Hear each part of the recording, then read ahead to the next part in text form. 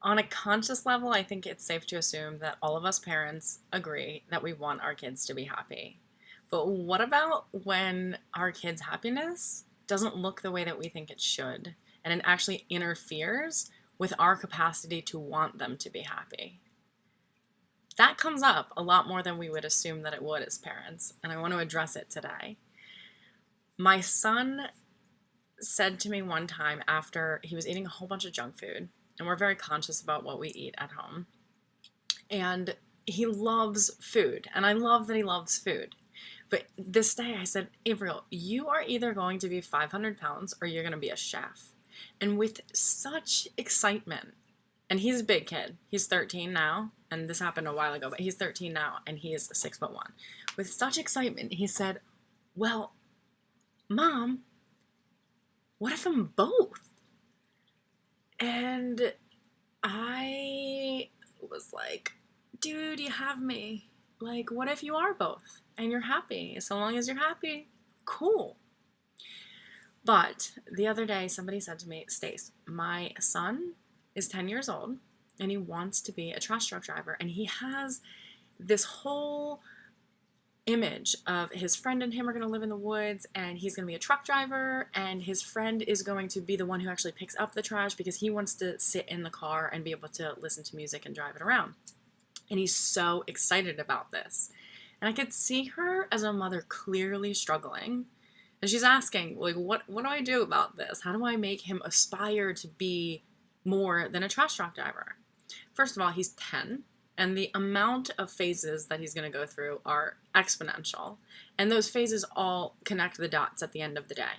And say he does end up being a trash truck driver, which is highly unlikely because this phase is going to turn into something else, especially with the tools that I gave her.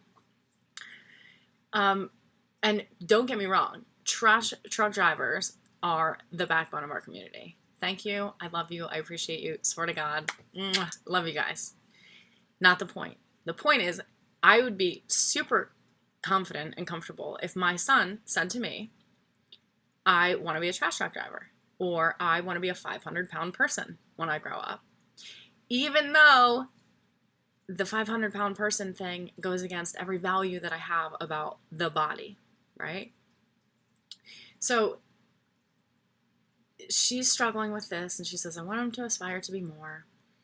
And you could feel that she's cutting him down when he's getting excited. She's pulling little pieces of excitement away from him, going, oh, but don't you want to, maybe you could think about being something else, honey. And the reverse of innovation is that process of being cut down. That process of like, okay, well, they don't even believe that I can be a truck driver, or she's not excited about my excitement. So innovation begins when we are supported and when we are believed in, right? So who gives a shit if he wants to be a trash truck driver? Are you going to be happy for him if he doesn't fit your image is the ultimate question. And a lot of parents can answer that honestly and say no. Like, I want it to look how I think it should look, and if it doesn't, I'm going to have a really hard time with it because I didn't raise this kid to be this way. I raised them to be their full potential or whatnot. And then there's this clash of like, how do I love somebody who doesn't fit the image of what I think their role should look like? So instead of cut him down, I could see she wants him to be happy, and she wanted the tools to go like, okay, I see what you're saying. Like, if he's happy, if he's truly happy, then that's fine. But part of her, and we worked through this, part of her was also feeling that maybe he didn't believe in himself enough. But I think at 10 years old, this is the thing that we need to foster. This belief in, you know what, dude? You could totally be a trash truck driver. And I told her to tell her, to ask him, to engage him in, what's your truck going to look like? What kind of music are you going to listen to? What's your route going to be like? And engaging him in that, instead of cutting him down and being like, dude, you should be more than a trash truck driver, or you shouldn't want to be a trash truck driver.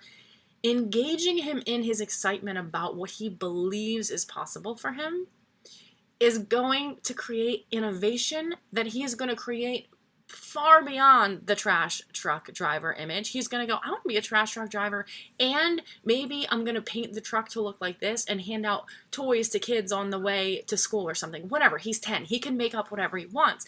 The point is, when we cut down our kids and go, maybe you should think about being something more than that, we're telling them that the only way that they're going to be enough is if they are more, or they want more than what they actually love. And if this kid loves what he loves right now, we want to let him soak in love. We want him to know what that feels like, and we want him to be excited about that feeling, not cut down by it, not afraid to feel it because then somebody's going to take it away or the other shoe's going to drop. We want him to foster that feeling in himself, and this goes for all children, and believing in what's possible so they can go through the phases of what they want to be next, which always comes. Like, it doesn't stop, even in adulthood. It's like, okay, well, what would I want to be when I actually grow up, or whatever. Letting him innovate and add on, because ultimately, if we try to subtract this truck driver thing, he's gonna feel cut down. But if we add on images to that, like, okay, cool, you're gonna be a trash truck driver, you're gonna go on this route, this is what it's gonna feel like, and then we encourage him to explore that in more length. It's inviting possibility, and it's letting him know I could do whatever I wanted, and not only that, you're gonna love me when I do. Because I could hear her going, how am I gonna let him know that I love him when he's that? Like, am I always gonna feel a little bit like, oh, you failed yourself? And that tells kids they're not enough as they are. And they are enough as they are. So our way of saying you are enough is, dude, my daughter has said to me before, do I have to go to college? She's 11. Do I have to go to college? You don't have to go to college. You're going to be who you want to be no matter what. If college is required for that path, go for it. But do I have to go to college? Maybe I want to be a hairdresser. Hair is art. Go ahead, be a hairdresser. And I have so many people in my family that would say, like, you should, use your brain. Well, it takes brains to be a hairdresser. So what I'm saying in all of this is letting kids hone in on their craft by following their passion, which is it's not going to land. Like, you don't land at a passion, you expand a passion. So he's not 10 years old and going to grow up to be a trash truck driver. The likelihood of that being true is incredibly slim. But if he gets stuck on the trash truck driver image because he goes, subconsciously, is my mom going to love me if I drive truck? And maybe I'll test that out. And I'm not saying that that is like a manipulative, egoic way of being. That's just kind of karmic discipline. So what I'm saying in short is let your kids know that they're enough and excite them about what they believe is enough. Get invested in their image with them so that they can create more and bigger and bolder images. Don't cut away at their image. Add on to it and invite them to do the same. Okay? Good luck, guys.